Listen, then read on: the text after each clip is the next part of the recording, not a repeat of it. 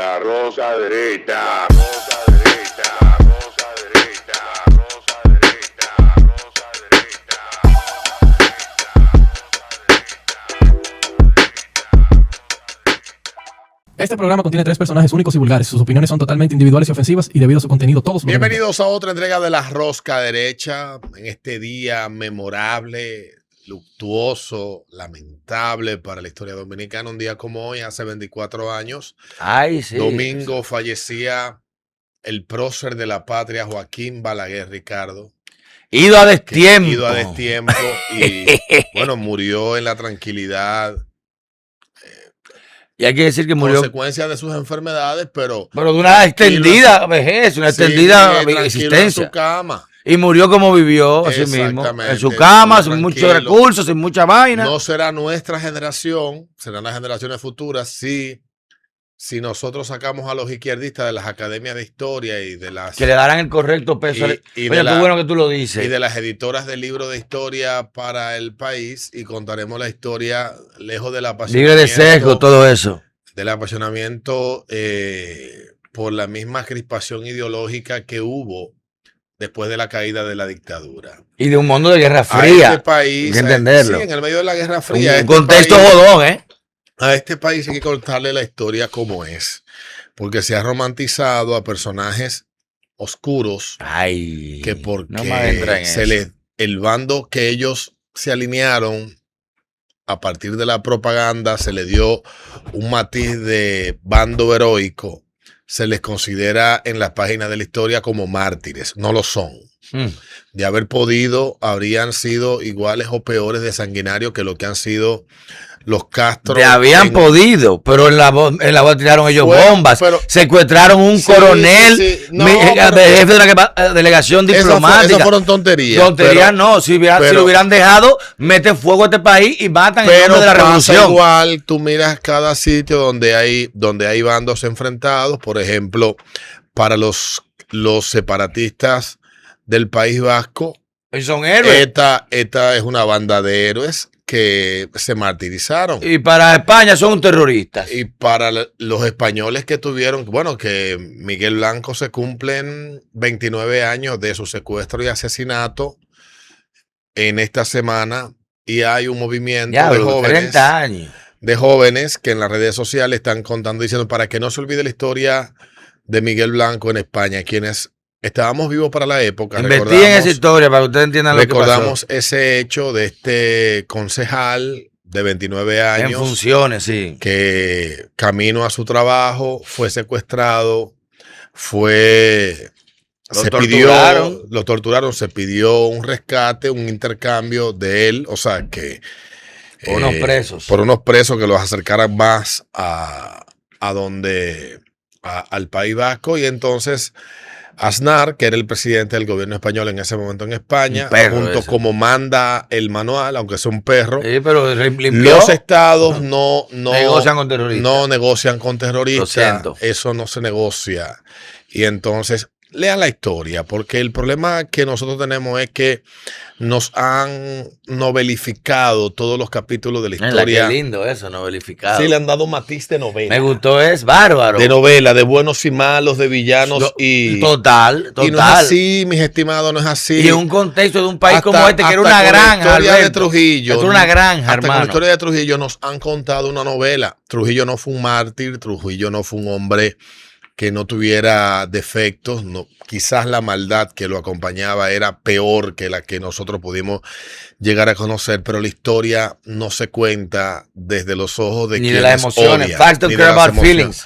Exactamente. Los hechos no le importan los sentimientos. Entonces Balaguer, que sé que hay aquí de profesión, hay gente que de profesión es anti-balaguerista.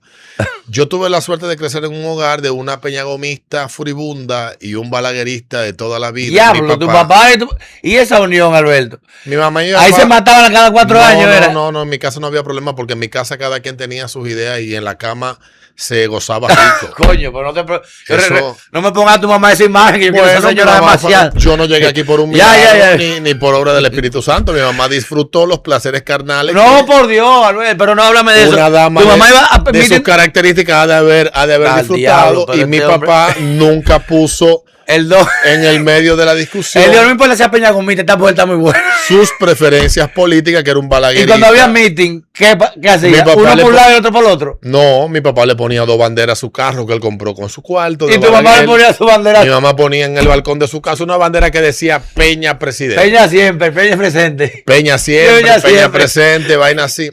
Y eso, Señores, eso era difícil. Eso es lo que quizás a mí me ha permitido. En esa época, una pareja Lo que así. me ha permitido a lo largo de los años poder convivir con gente que piense y tenga simpatía distinta a las mías. Qué buen ejemplo tú das con eso. Yo he tenido toda la vida la infausta suerte de que cuando yo era PRDista, todos mis amigos eran PLDistas, leonelistas furibundos.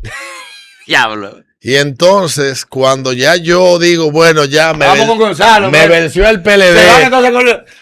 PRMista de Luis, que yo odio este maldito, pero tú tienes 16 años, que lo odio. Diablo, oye, qué Entonces, timing. Entonces yo decidí ser de ninguno. Lo mejor que puede ser. De ninguno, pero ciertamente Balaguer es un tema que divide, Balaguer es un tema que apasiona y todavía hoy veía yo al buen amigo Tede Jagua que bromea bastante con el tema. Sí. Tede Jagua no vivió esos años. No, pero ha estudiado, el niño... No, voy para allá. Tede Jagua no vivió esos años, pero tiene quizás, con la edad que tiene, que son menos de 30 años, tiene quizás sin haberlo vivido una concepción más clara, a mí me tomó años. Y más objetiva, yo creo. Más objetiva. Incluso que muchos profesores universitarios. Y que lo vivieron, porque ciertamente en este país hay algo que hasta que no lo empecemos a superar, no vamos a avanzar, que es el apasionarnos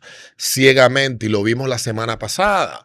Lo vimos la semana pasada con el tema de las protestas que se dieron en la Plaza de la Bandera, donde un pequeño grupo de dominicanos, de patriotas, salvadores de este país que está a punto de irse en bruces, y estos salvadores van a evitar que la patria caiga en peligro, igual tienen derecho a protestar, igual que aquellos soldados de la patria que con sus tanto nombrado ahora, un abrazo. Con su arma favorita en mano, un caldero y un cucharón, ponen en peligro la estabilidad democrática de la República Dominicana. Nada de eso está mal. Miren, el que quiera ir a la Plaza de la Bandera a manifestarse, eso no está mal, eso está que bien. vaya, el que quiera tocar caldero, pero que no caigamos en otra marcha verde y nombren a los jefes y nos queden más. Y si un día necesitan un caldero y yo puedo regalarle el caldero, se lo regalo, porque yo creo en la pluralidad y en que no pensemos igual. Ahora, el problema es cuando nos fanatizamos y queremos sacralizar a gente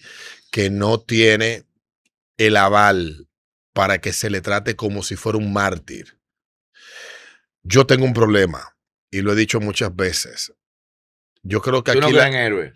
No, yo no tengo héroe, y además de que en esta sociedad somos muy ligeros para llamar ladrón a todo el mundo, y sin embargo quien señala de ladrón a otro tiene pecados peores que aquel al que está señalado. Muchas veces más perversos. La Marcha Verde estaba lleno de corruptos, estaba lleno de charlatanes, hay que decirle, de corruptos del pasado, de gente que tuvo expediente, Juan Bolívar, de gente que, bueno, en ese caso no, porque esos son comunicadores que yo no le conozco ningún tipo de mala acción. Como que se apagaron. Pero me refiero de políticos que también militaron, instrumentalizaron esa marcha y tuvieron en expediente y andaban con su ropa verde, y una sociedad que olvida. Diciendo para otros políticos que no entraran, que no vengan a la marcha nosotros. Entonces, lo importante es que nosotros sepamos ver la historia de manera objetiva. Balaguer, hay que reconocer que la patria que tenemos es resultado de los años que él gobernó. Ahí te van a matar. No Alberto. Bueno, me importa. Ay, Alberto, que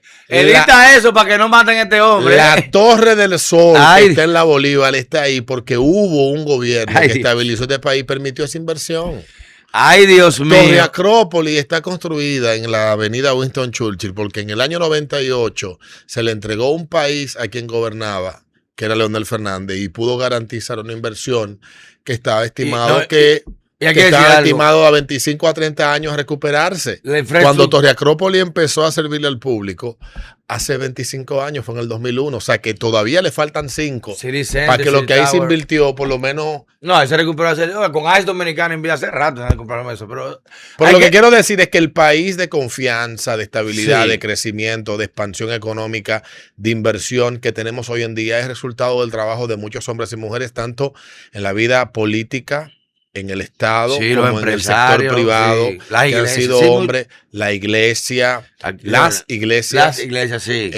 Hombres y mujeres que madrugaron, fritureras, verduteros, coqueros, gente que pudo encontrar confianza y espacio seguro para poder emprender, aunque fuera con un carro de vender Maví. Y hay que decir algo, porque eso sí, mi padre fue funcionario de Balaguer y lo enfrentó en varias diferencias, pero si algo tenía el doctor, como decía mi papá, era que con sus vainas, y por eso dije la palabra que murió como vivió, que nunca fue ostentoso, ni con el poder, que tú sabes como tu tipo, un regidor de aquí anda con doña y Pete y dos franqueadores, y se cree la gran mierda. Balaguer tuvo el mismo carro 20 años. 20 años, no solamente eso, vivió en la misma casa, en la misma dirección y murió en la misma cama. ¿Quién puede decir eso hoy en día? Que aquí un come mierda gana una diputación y a los 2 meses está viendo en la capital en una torre. Aquí un ministro de la Juventud se compró un penthouse de $2 millones. Entonces, quizás lo más ostentoso que tuvo Balaguer fueron los 2 perros que tenía en la casa. Y fueron un regalo, del ministro alemán, fueron un regalo. Entonces, y vamos a decir una cosa, la riqueza no es mala en el avance tampoco, ¿eh? Tampoco. No se puede tampoco satanizar el progreso y el dinero. Lo que es malo es no predicar el ejemplo de lo que tú dices, como dice el labio árabe. Tus hechos no me dejan escuchar tus palabras. Your actions speaks louder than your words. Y por eso hay que decir algo.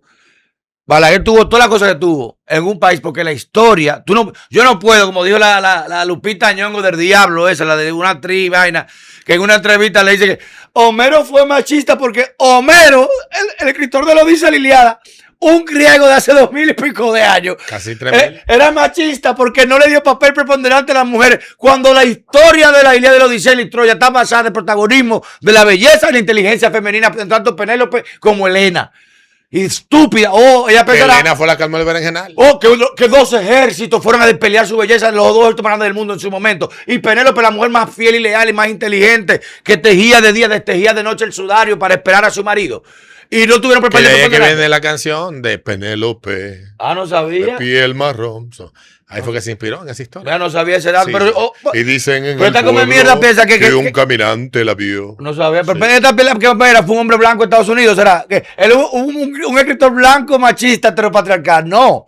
Igual, hay que decir, mucha gente, el contexto, tú no puedes juzgarlo con la moral de hoy ni la historia de ayer, porque tú no sabes lo que pasó ayer. Como dices, tú no lo viviste. Yo mismo no viví muchas cosas que mi papá vivió. Y me contó cosas que yo no viví.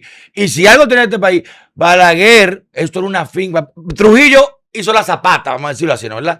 Pero la infraestructura crítica de este país, dígase, servicios, electricidad, rutas eléctricas, represas, carreteras, escuelas, fue Balaguer, que no sean las mejores del mundo, pero lo hizo en un paisito de mierda. Y digo paisito de mierda porque el PIB de este país, cuando Balaguer lo manejaba, aquí no llegaba a 20 mil millones de pesos. Esto era un colmado, hermano. Balaguer le entregó a Leonel con 20 y pico de mil. 25 mil millones de pesos. El presupuesto nacional en el 96. En el 96 el PIB de República Dominicana andaba como por los 18 mil millones de dólares. Ok, calcúlate eso para la infraestructura que tenía este país, como se hizo. Cuando se trabajaba y se hacía. Las presas que tiene este país hoy, tú le evalúas en costo y te va a salir 10 veces más lo que se construyeron y se hizo. Digo, mi papá fue de los constructores de DOI, administrador de la sede en su momento. Entonces, Balaguer, tú no puedes juzgarlo de ahora mismo de malo o bueno, pero la historia de este país y en cierta parte hasta de Latinoamérica. Por eso le quieren quemar al pobre Té de Jagua.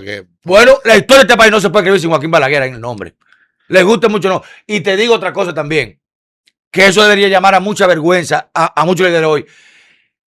Analiza el liderazgo estructural que tenía este país de hace 30 años con un Juan Bosch, un Balaguer, un Peña Gómez, un Rafael Burquerque, un Olivo Rodríguez Huerta, un Abel Rodríguez Orbe, un Federico Enrique Graterós.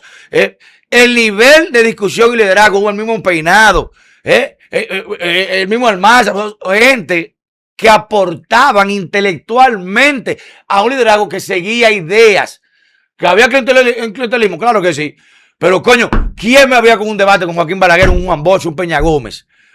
Y te incentivaban a estudiar, tú no puedes ser bruto delante de esa gente al lado, porque te despegaban por más cuarto tú tuvieras, al revés, se reían de los ricos, si no, pregúntale a los papás de los Dalgán. Y a los papás de este hombre que le quitó la presidencia, al que apoyó a Leonel para que iba a ser vicepresidente. Coño, no me acuerdo el nombre. Pero ¿qué te digo? Déjalo ahí. Hasta los ricos lo admiraban por el intelecto. Ahora esto come mierda. Sí, ¿Sabes lo que hacen? Ellos pagan unos tigres que le dan resúmenes de libros. Pero Si le preguntan, dicen, mira, este libro, Mira. esto. Ni se leen un maldito libro. yo creo que cada época trae, Bueno, eso también. trae los hombres, como un sanguinario ya. los hombres que es un mérito, Bueno, en el momento que estaba este país con una Cuba al lado, con una guerra de la FARC en plena Mira, vigencia que en no quiero que Colombia. me dediquen un programa a mí. Coño, Balaguer poco se llevó, ¿oíste? Poco se llevó. Pero y tú me excusas. Con todo Pero respeto al mundo. ciertamente los países como los nuestros, y creo que ese es un pecado de Latinoamérica, el mitificar la historia.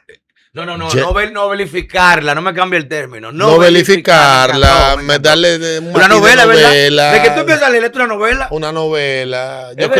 Yo creo que esa ha sido la desgracia de Latinoamérica, y es que nuestros grandes intelectuales han sido grandes novelistas. Han tenido miedo para criticarse y han sido grandes novelistas, y los que de verdad han Grandes escrito novelistas. para dejar críticas importantes, los que se atrevieron, Bueno. después de pasarse escribiendo Monarca mitos, sin leyendas, corona. vainas. Oye, ese título. Monarca sin corona. Entonces quizás lo hicieron cuando ya era seguro. Creo que también por la realidad y el entorno posiblemente tal vez no fueron más. También. Y quizás estoy hablando y generalizando sin haberme leído ni siquiera el 0.01% de lo que está escrito en Latinoamérica, pero lo que sí podemos reconocer es que en Latinoamérica vivimos de espalda a nuestra historia, y cada capítulo de la historia se sostiene sobre un mito. Lo que tú te ves perfecto. tú te vas Buenos a- y malos. Tenemos los Tú supervillanos y los superhéroes. te vas a Argentina, y yo que tuve el chance de conocer el tramo de Menem en el poder, hay una Carlos Menem. hay una leyenda alrededor de Menem de que Argentina era mejor con Menem. Y lo que quizás los argentinos no saben, que Menem lo que hizo fue posponer más para adelante el lío que a él le entregaron. El corralito gigante. Lo que explotó 10 años después de Pero a mí que no me toca. 10 años después de que él toma el Lo poder. que hizo Leonel con Van Inter, se la dejó Hipólito. Eso Esta no me pasa. cae a mí, ¿no? Espérate. Y ese es un capítulo interesante de la historia, porque Hipólito está vivo.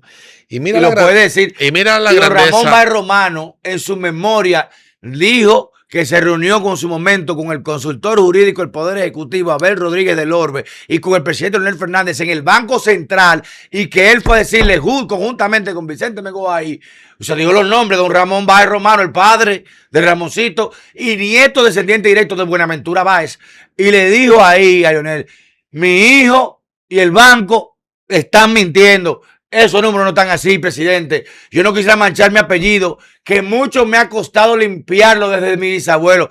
Oye, el honor, o sea, no el honor. Ese hombre era sumamente honorable. Ese hombre, coño, hay que entenderlo. Cargar con esa cruz de ser el descendiente de Buenaventura Báez que hipotecó el país, que jodió el país.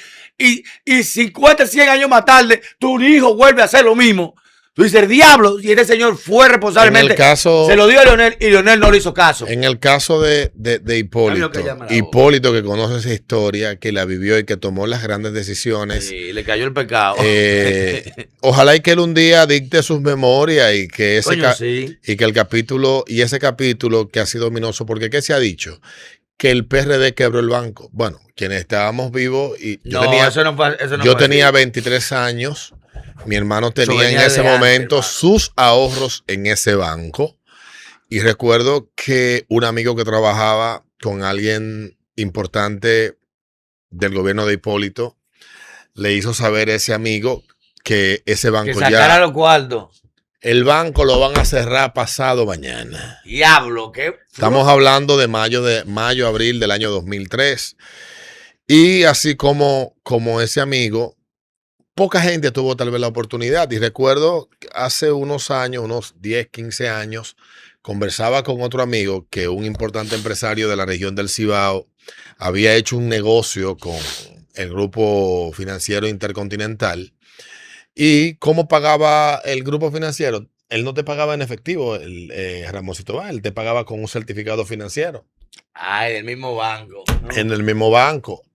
Y esa historia, el presidente Mejía está vivo, igual que como pasó con Guaró Aliranzo y con otros importantes depositantes de ese banco. Ese empresario del Cibao fue a la casa del presidente con búsqueme mi cuarto. No, porque había un dirigente del PRD que era muy amigo de ese empresario. Ah, yo que sé quién es Hernán. No. Ese murió, era Tuey de Camps, ese dirigente. Y a través de ese dirigente, a pesar de que había ya un pinche dentro del partido. Un distanciamiento terrible. Un distanciamiento, hubo un acercamiento y le dijo el empresario, presidente, yo hice un negocio con este hombre. Me quedame mi cuarto. Búscame, mírame, gente. Eso no vale un peso, bueno. Búscame mi cuarto, que fue. Búscamelo. Búscamelo.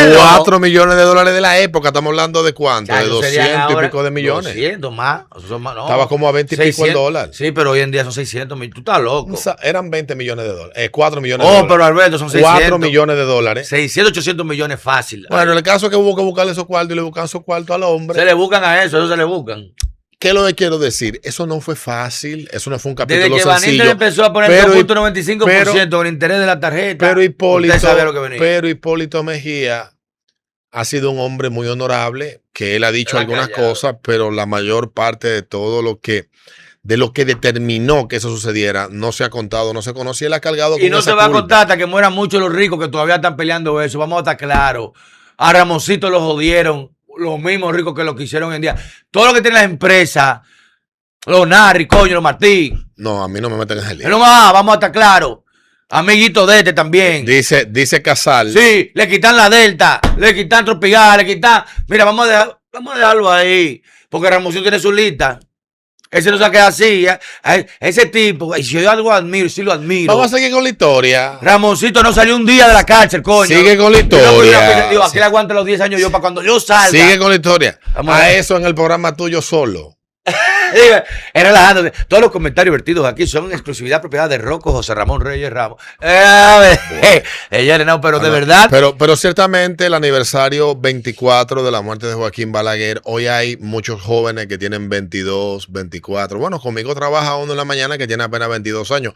A mí me cuesta aceptar que yo posiblemente pude haber visto nacer, crecer y caminar a ese joven y que ya él anda haciendo vida productiva. Coño, está cabrón, sí. Y que anda por ahí. Y lo peor de todo es que uno, con todo lo que uno ha vivido, ya yo entiendo quizás cuando mi mamá me decía a mí cosas que yo estaba descubriendo, yo llamo eso, y a un amigo le dio mucha risa, el síndrome de la primera paja. Yo he contado aquí mi teoría. Sí, que tú crees que, mira, me la estoy comiendo. Yo fui el primero que inventé esto. No. Nadie ha hecho esto. Usted, como por esto, y que soy el único que se come el yogur con chocolate. No eres el único. La primera paja, síndrome de la primera. Entonces, y esto se usa. ¡Wow! Pasa igual con la historia, que cuando uno la descubre, uno entiende que está tal vez sabiendo algo que no saben. A mí me cambió mi perspectiva de Balaguer 2 entrevistas que yo leí.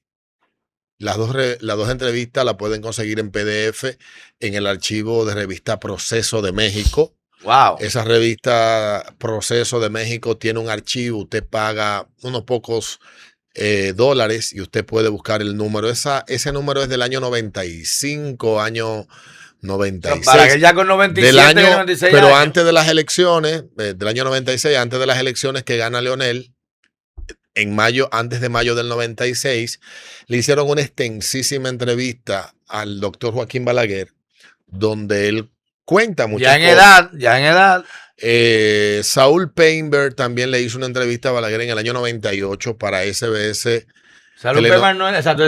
Saúl Painberg, periodista. Creo que ganó un pulpo. Genial, sí. Para CBS Telenoticias, que era un canal de CBS. noticias que había en los 90. Y también allí Balaguer cuenta muchas cosas interesantes, pero creo que las dos entrevistas más importantes son las que le hicieron al general Pérez Bello, que está en Su mano derecha. que está en esa revista, en la revista Proceso, y la entrevista a Balaguer, es una entrevista extensísima, no es una entrevista corta. Pero allí, a grosso modo, a modo de resumen quizás, está todo lo que un estadista puede contar de su adentro, propia voz, padre, de lo que él ha tenido que atravesar para poder entregar 30 años después, oigan bien, 1996, del 66 al 90, 30 años después, entregar un país del cual él no tiene otra cosa en su corazón sino orgullo de lo que está entregando, con todas y las falencias y las carencias que teníamos todavía en 1996. Era un país superiormente mejor que el que él había recibido en 1966, cuando decidió transarse con los americanos para administrar esta finca hasta que esto echara para adelante. Yo creo que independientemente los comunistas tienen todo el derecho, en su visión romántica y desde su propia experiencia, tener, como llaman ellos, su verdad. Pero yo creo que los hechos hay que medirlos por el efecto que tienen a futuro. Y viendo lo que es República Dominicana hoy en día, cómo ha redundado positivamente todo lo que se decidió, todo lo que se hizo en los años que fueron posteriores a la caída de la dictadura y a los 5 años de inestabilidad que hubo entre el 61. Y reiterando el contexto de Guerra Fría, señores, con una Cuba al lado. No era un país que tenemos democracia, autodeterminación de los pueblos, hermano. Estados Unidos estaba puesto para Latinoamérica. Y China metiendo cuarto con los no se iba a permitir otra Cuba aquí. Balaguer armaba una guerra civil en este país y la muerte iban a correr chango pendejo la sangre, como está Colombia hasta el día de hoy, que todavía hay grupos armados, o lamentablemente, y no fue tan fácil porque muchos de esos muchachos que asumieron esta causa romántica, fíjate que los líderes que lo reclutaron después se fueron y lo dejaron, y que encargó con eso fue, pero si no lo hubiese hecho, hermano, mírame, aquí Colombia hubiera quedado chiquita, compadre, o sea que tuvo que arriesgarse mucho, y creo que en una de las entrevistas dice, suena paradójico, tuve que sacrificarme, pues coger todo ese pesado, todo ese mal karma, toda esa en la muerte y asumir ese título, como digo yo, cuando soy villano, soy el mejor, yo soy villano, voy a ser el mejor villano, bueno. Pero efectivamente. Te van a dedicar tu video a ti. Bueno, a ti también. No, fue que dijo que no sé, que el país, el mejor país entre los Balaguer. Bueno. Entonces, hay que decirlo. Para mi beneficio. Sin Balaguer no existiría la República Dominicana de hoy. Yo debo de decir que yo soy un balaguerista converso. Yo también. Nacimiento. Yo fui socialista, yo fui PRDista, yo coqueteé con el comunismo y hasta con el ateísmo, pero esas son cosas que uno hace en la juventud. En la juventud pasa uno de todo. A los 16, 18. Volvemos al síndrome, recorrer el mundo para ir a Dios. Al síndrome de la primera paja volvemos, pero uno tiene que someter a prueba lo que cree, lo que conoce, lo que le dicen y lo que puede constatar. Y yo he tenido quizás la oportunidad, por suerte o por azar, o por fortuna o por lo que sea, yo he tenido tal vez la oportunidad de poder someter a revisión todas las cosas que en algún momento yo daba como verdades reveladas e incontrovertibles. Eso dice mucho una persona reflexiva. Y entonces uno tiene que reconocer, con esto estaba equivocado, con esto no tenía contexto. Me pasó con Chávez. Con aquello me faltaba información. Yo debo decir de Chávez que Chávez me generaba a mí una... A mí me dio atracción. A mí Chávez nunca me dio confianza porque yo desde muy joven no fui amante de los golpistas y vi una entrevista de Chávez aquí en el Canal 7, en el programa Buenos Días, ese señor era cubano y había otro que era español, que eran los que conducían el programa. Y no sé, no me convenció. Yo tenía 17 años. Y yo hasta discutí con mi padre porque a papi no le gustaba Chávez. Y yo seguí estudiando a Chávez y Chávez nunca me convenció. Yo me equivoqué. Creo que cuando me convencí de que Chávez era una enorme plasta de mierda fue su discurso en la ventana de Miraflores, en el balcón de Miraflores, donde él hablaba al pueblo venezolano luego de triunfar en el referéndum revocatorio, que fue para los mismos días que hubo elecciones aquí en el país. Al final, yo creo que República Dominicana, ni ninguno de los que estamos en los medios, ni los que tenemos la oportunidad de conocer, debemos de arrogarnos el derecho de arrebatarle a quienes quieran conocer y estudiar la oportunidad de descubrir por sus medios la verdad. Como debe ser. Ahora, así como estamos renunciando, digo, yo estoy renunciando porque este es un fanático irremediable. Así como yo estoy renunciando a convencer de lo que quizás estoy convencido a otros, yo creo que lo más importante, lo más honesto que uno puede hacer es cuando le falta contexto buscar la verdad. Eso es verdad. Que por cierto te mandó saludos nuestra querida Lía Francis. Mi amiga. Embajadora de Estados Unidos. Me quedé esperando la invitación a la embajada. Te invitaron ahora y te invitaron al 4 de julio. Fuimos a lo de Casacampo, te mandó saludos y dijo que no se pierde el programa. No. Y que la entrevista, yo quería hacer mi entrevista sola con ella, pero dijo que no, que tiene que ser en La Rosca. O sea, la semana que viene tendremos a primicia la embajadora Lía Francis aquí en La Rosca derecha a hablar de elecciones en República Dominicana, de interferencia china y del escudo de las Américas. A y mí aparte tú no me invitaste. Y así, señor. Y aparte me extendió la invitación para ir ahora al juego de fútbol diplomático de las embajadas, el 16.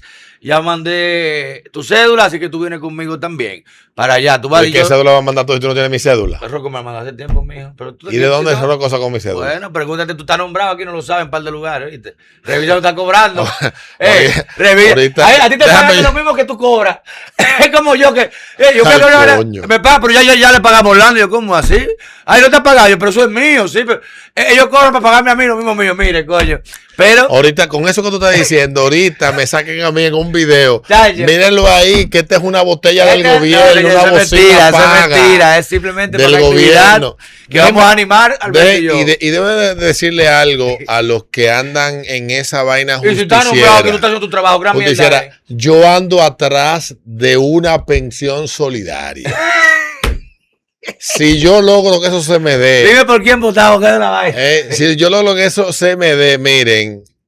Vamos a lograrlo. No, si yo lo voy a hacer para yo dejar de madrugar. Porque para dejar esto y quedarme en mi casa. Leyendo libros y viendo novelas y series y vaina. No, el país te necesita, no señor. El país te necesita. Tu voz, como me lo dijo ella. Me encanta la voz de ese muchacho. Y mira la cuestión de vida. Le gusta más a tu ritmo. Le gusta más aquí la roca. Los dos le gustan más aquí. Y ella dice que le encantan los análisis que tú haces, que yo soy el irreverente loco, pero que hacemos buena dupla. O sea que la tenemos la semana que viene. Saludo a la embajadora. Y así mismo, para que no hablen porquería, porque no me invita gente de derecho, embajadora. Hemos hecho varias invitaciones. Invité al embajador de Colombia antes de elecciones con Abelardo.